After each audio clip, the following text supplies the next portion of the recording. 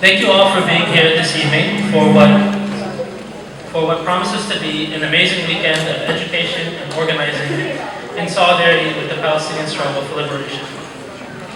I first want to thank the organizers with the U.S. Campaign to End the Occupation for their work to make this conference a reality. In particular, the amazing Lama.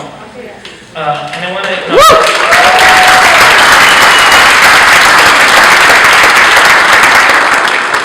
I also want to acknowledge the staff whose labor goes into providing this conference space.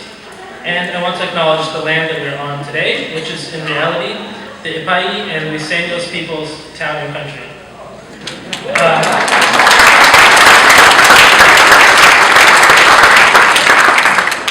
Before I introduce tonight's distinguished speakers, I want to attempt to provide an overview of the issue that we're going to be discussing tonight, which is the repression of Palestine solidarity activism. And it's a bit of a challenge to try to make the opening panel of this conference something that's positive and on a high note, but I think we're going to be able to do it even though we're talking about repression. I'm going to make a historical comparison between 2009 and 2010 and events and cases that we see happening 5 years later in 2014. And I think this historical understanding of repression will lead us towards a conclusion that would be very positive and give us confidence to move forward in our work. In 2009, UC Santa Barbara professor William Robinson was attacked for using classroom materials that spoke too strongly, or perhaps you could say uncivilly, about Israel's attacks on Gaza in 2008-2009. At first, it was just a few students who complained, but when off-campus pressure groups became involved, the matter actually became a threat to his job security and to his academic freedom. This was Saleda 1.0, as you might call it.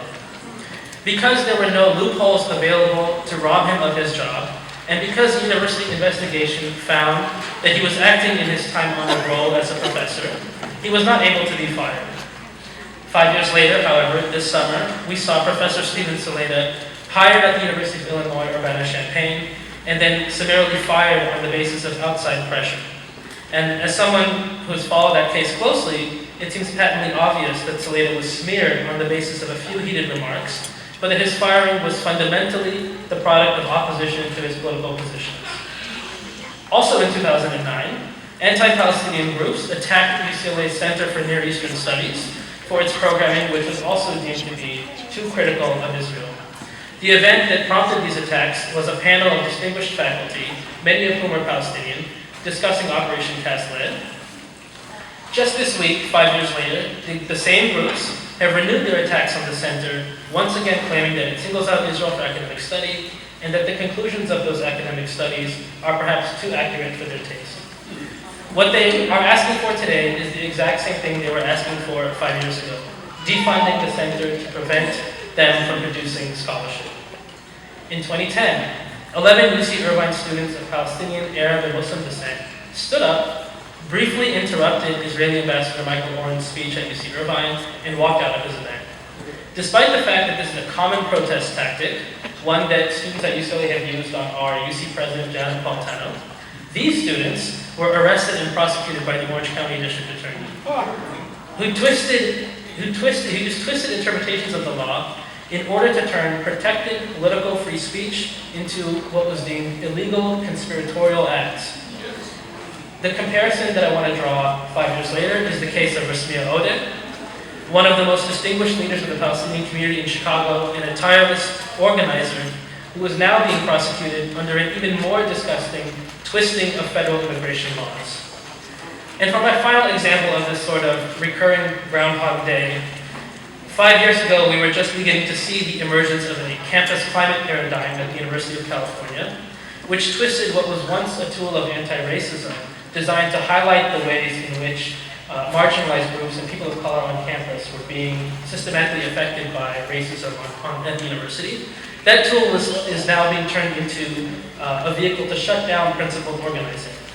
The idea of the proponents of the new campus climate paradigm back then, and I'm not a meteorologist or university administrator, so I don't actually know what they mean when they're saying campus climate, but their idea was that the campus climate was harmed by political speech on campus, which threatened to make people who support the status quo uncomfortable, which is what it's supposed to do. So what to do about it? One of the recommendations that emerged from these climate reports was that pro-Palestine student groups should be subject to balancing and monitoring, and their events should be balanced out by the administration if they were deemed to be too critical of Israeli policies. Fast forward to the present day, and the term campus climate has been replaced by the term civility. The idea that free speech, as Berkeley Chancellor Nicholas Dirks recently said, is conditioned on how it is spoken. As the elites that run our university increasingly resemble an aristocracy, they also seem to believe that political ideas should be best debated over tea and crumpets. So, what to make of these historical similarities? I think the question for groups that are opposed to Palestine advocacy in the United States has basically always been, how do you stop speech that you don't like, but which is extremely convincing? The answers these groups have today are the exact same answers they had 5 years ago, and they're getting about the same results that they've always gotten. We should notice that what's happening here, the idea that Palestinians should enjoy freedom, liberation, human rights, the basic guarantees of international law, what have you, is so convincing that there's no point in arguing it anymore. That debate is pretty much over. Instead of trying to convince the public, groups opposed to Palestinian rights are trying to smear, fire, sue, arrest, intimidate activists, figure out ways to make them incur enormous legal costs or other challenges to doing their everyday work. They're using grand jury charges in places like Chicago to attempt to break up communities of activists. They're trying to get lucky by finding individuals or groups in precarious positions to attack and try to make an example out of. This is the environment that we see today. It's the environment that was here 5 years ago. It was the environment that was here before that, and on and on. And at first, it can seem totally terrifying to witness these things happening. Out of nowhere, a community leader is charged with a decades-old, trumped-up, manufactured charge, or a professor is fired on a flimsy excuse. That can be very intimidating. However, by stepping back a bit, we can see how the experiences of today are part of a longer trajectory, and how Palestinians and their supporters in the United States have survived these attacks, emerged stronger, and will continue to do so in the future. And that's why it's so important and so inspiring that we have a panel here today that includes many of the very people who have endured those attacks and survived them whole, or have made their defense possible.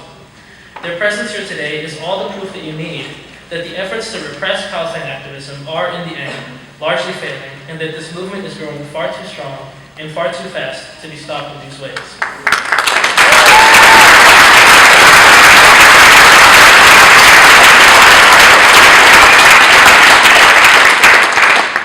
So with all that said, today's distinguished panel will be discussing these issues and their particular experiences with repression in depth.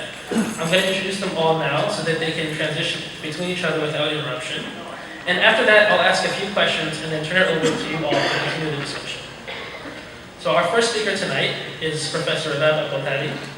Born in Nablus, Palestine, Professor Rabab Abdulhadi is a senior scholar of the Arab and Muslim Ethnicities and Diaspora Initiative at San Francisco State University. She is a longtime feminist activist and scholar and an anchor of the San Francisco Bay Area. In 2013, she organized the enormously important and very wide-reaching teaching From Palestine to Pelican Bay, Prisons, Repression, and Resistance. And she routinely leads delegations to Palestine of historic significance, including the first ever Indigenous and Feminist of Color delegation, and most recently an academic and labor delegation to Palestine. And we are blessed to also have Marjorie Cohn, the distinguished former president of the National Lawyers Guild, and a professor of law at Thomas Jefferson School of Law in San Diego, where she teaches criminal law and procedure, evidence, and international human rights law. She has worked tirelessly to support the rights of people subjected to enhanced interrogation, or as most people would know it, torture by the US government. And she is widely published and maintains an extremely informative blog that you can follow if you can get the Wi-Fi to be working.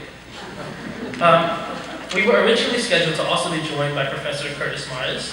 However, due to unforeseen circumstances, he is unable to be here. I'll just read you his bio anyways. Professor Curtis Mars is the Associate Professor and Chair of the Ethnic Studies Department at UC San Diego and the President of the American Studies Association. He has been the editor of the American Quarterly and has published widely on race, media, and technology. However, in his stead, and because this is such a popular conference that has attracted so many important and influential individuals, we're able to have his co-ASA member, Bill Mullen, read his remarks on his behalf. Bill Mullen is on the advisory board of the U.S. The Campaign for the Academic and Cultural Boycott of Israel. He's a professor at Purdue and the faculty advisor of Purdue SJP.